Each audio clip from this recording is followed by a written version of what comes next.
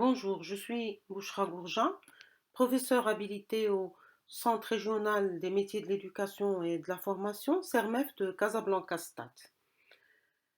Le module que je présente ici s'intitule Méthodologie de recherche en éducation. Il s'enseigne dans les CERMEF. C'est un module qui est transversal à toutes les sections. Il peut intéresser aussi bien les professeurs stagiaires des CERMEF, toutes sections confondues, que tout étudiant-chercheur en préparation de master ou de doctorat, car il permet de mieux comprendre les étapes du processus de recherche en éducation. Il peut également intéresser tout enseignant soucieux de résoudre des problèmes rencontrés en classe. Ce module est un module d'initiation à la recherche qui va vous permettre d'acquérir la méthodologie de recherche en général et plus spécifiquement celle de la recherche-action.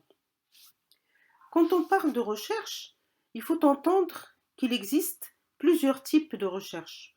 Le classement peut être différent selon les paradigmes de la recherche, selon la méthodologie suivie par le chercheur, selon les objectifs et les finalités de la recherche.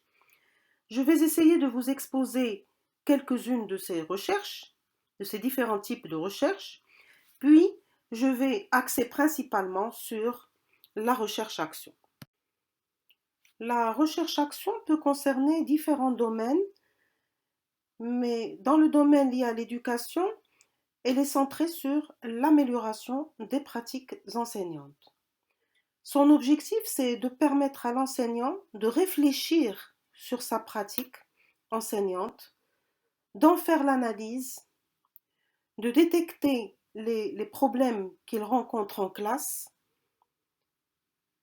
pour que son enseignement soit le plus efficace possible, pour améliorer sa pratique et perfectionner les apprentissages des élèves. Quand on parle de recherche dans un contexte scientifique, il faut rappeler un certain nombre de paramètres qui régissent cette recherche scientifique. Je me propose dans cette première partie de vous rappeler les paramètres et les exigences qu'une recherche doit suivre pour qu'elle soit acceptée par la communauté scientifique. La recherche, c'est l'action de découvrir quelque chose de manière à parvenir à une nouvelle connaissance ou à améliorer une connaissance déjà existante. Mais cette recherche ne doit pas se faire n'importe comment. Elle doit suivre un processus rigoureux de collecte des données, de leur analyse, puis de l'interprétation des résultats qui doit être validée par la communauté scientifique. La science a pour objectif de comprendre et d'expliquer des phénomènes dans le monde. C'est un ensemble de connaissances, mais ces connaissances doivent être universelles. C'est-à-dire qu'on doit retrouver partout la même connaissance. Les connaissances doivent avoir été construites d'une manière méthodique, selon des observations, des hypothèses qu'on va émettre, une expérience et des conclusions déduites. Elle doit être ouverte à la critique, car il y a à chaque fois une remise en question. Donc les connaissances sont en constante évolution. C'est pour cela qu'on parle d'avancement des connaissances. La science est fondée sur des relations objectives, ce qui signifie que le chercheur doit donner une description objective de la réalité. Indépendante de ses préjugés, il ne doit pas donner son avis ou dire ce qu'il pense. Ce sont là des critères de méthodologie scientifique, d'objectivité, de fiabilité, d'esprit critique, de reproductibilité des résultats auxquels doit répondre la recherche scientifique. Elle doit être organisée et faire l'objet d'une planification en incluant l'analyse documentaire des recherches antérieures et en choisissant les questions qui doivent se voir apporter une réponse, tout ceci devant être guidé par une rigueur scientifique.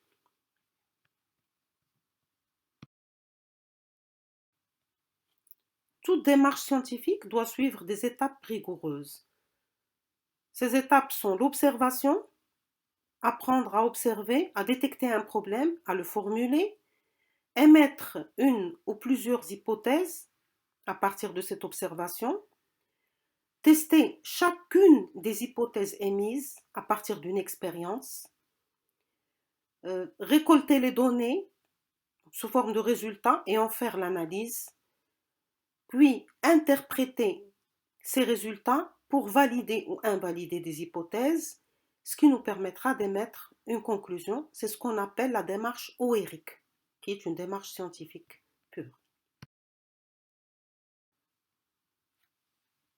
La recherche en éducation concerne tous les acteurs du processus éducatif, aussi bien le chercheur que l'enseignant qui est soucieux de développer une attitude réflexive par rapport à sa pratique. Cette attitude va lui permettre d'améliorer sa pratique en analysant les résultats de son action. La recherche en éducation poursuit deux objectifs principaux. Le premier, c'est de contribuer à la construction de modèles théoriques qui vont permettre de comprendre différents aspects de l'éducation. C'est la recherche sur les fondements théoriques des différentes pédagogies et des principaux concepts en éducation. Ça peut être aussi la recherche en didactique et son rapport avec l'enseignement-apprentissage. Le deuxième objectif, c'est l'amélioration des pratiques éducatives en s'appuyant sur un ensemble de connaissances solides. C'est la recherche sur les pratiques pédagogiques qui traite entre autres de l'enseignant dans sa classe. La recherche-action fait partie de la recherche sur les pratiques pédagogiques. Les finalités de la recherche en éducation, c'est en savoir plus sur le système éducatif, bien connaître l'élève en tant que personne, enfant, adolescent ou adulte, en tant qu'apprenant et au sein d'un groupe, qui est le groupe classe. Connaître les enseignants, leur personnalité, leurs aptitudes, leurs compétences, avoir plus de connaissances sur les programmes scolaires et les contenus,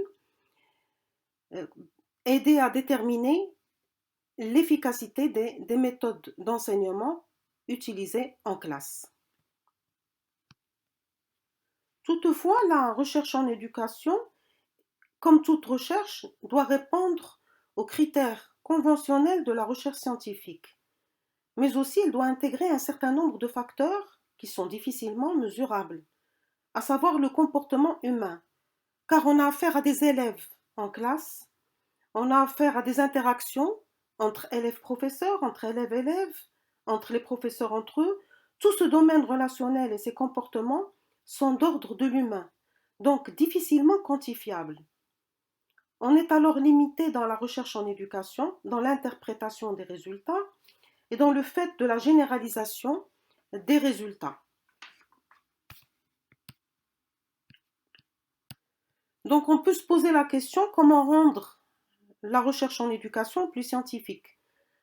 Ce n'est qu'en utilisant plus de rigueur scientifique, en faisant attention au protocole de la recherche, à la méthodologie suivie, qui doit être une méthodologie rigoureuse, en utilisant une analyse à la fois qualitative et quantitative, une analyse mixte, et en gardant l'objectivité du chercheur, que l'on peut rendre à la recherche en éducation un caractère plus scientifique.